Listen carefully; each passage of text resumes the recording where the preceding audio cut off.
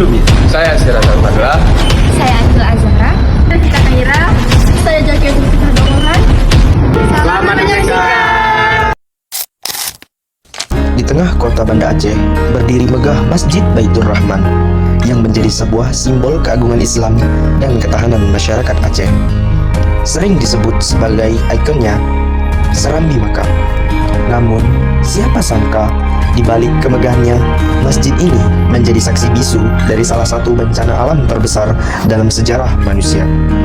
Dari ganasnya gempa bumi sekaligus tsunami yang menerjang Aceh pada 26 Desember 2004. Tsunami tersebut diawali dengan gempa bumi yang bermagnitudo 9,3 yang tinggi gelombangnya diperkirakan mencapai 30 meter dan kecepatan gelombang tsunami Aceh mencapai 360 km per jam atau sekitar 100 meter per detik. Meski terjangan tsunami begitu dahsyat, masjid yang dikelilingi oleh puing-puing bangunan dan jasad korban tsunami. Ajaibnya, masjid ini tetap berdiri kokoh di tengah kehancuran kota. Bangunan masjid inilah yang menjadi tempat perlindungan, tempat berkumpulnya warga yang selamat serta posko bantuan bagi korban bencana. Struktur bangunan yang kokoh inilah yang membuat mereka selamat dari terjangan gelombang tsunami yang begitu besar. Sejarahnya, masjid ini adalah salah satu peninggalan Aceh.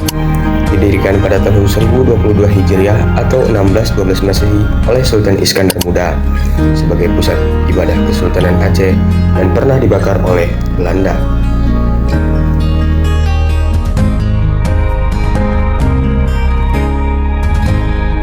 Setelah tsunami, masjid ini mengalami beberapa perbaikan dan renovasi. Saat ini, arsitektur masjid ini didominasi warna putih dengan 7 kubah yang besar, 4 menara dan 1 menara induk. Luasnya mencapai 4 hektar dan mampu menampung 10.000 jemaah.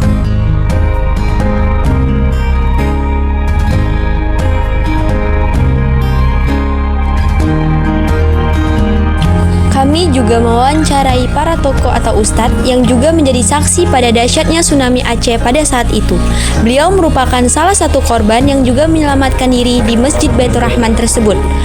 Menurut kesaksian beliau, pada saat terjadinya gempa pertama, beliau sedang melakukan apel.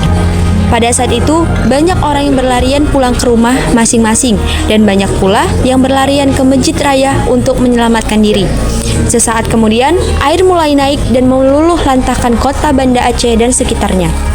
Beliau juga menceritakan bahwa setelah terjadinya tsunami, banyaknya bantuan-bantuan yang datang dari luar untuk membantu para korban bencana tsunami. Salah satunya, bantuan yang datang dari NGO dalam negeri maupun NGO negara-negara tetangga. Namun, kini Masjid Raya Baitur Rahman tidak hanya berfungsi sebagai tempat ibadah, tetapi juga berfungsi sebagai destinasi wisata religi yang menarik banyak pengunjung. Keindahan arsitekturnya dan sejarahnya yang kaya menjadikannya ikon kebanggaan masyarakat Aceh.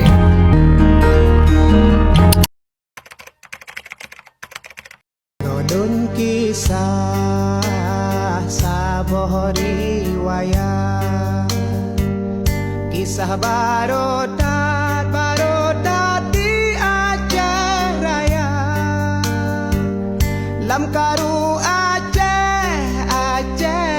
timungon barat ngon barat, di saboh tempat nuno calitra nasi dro anu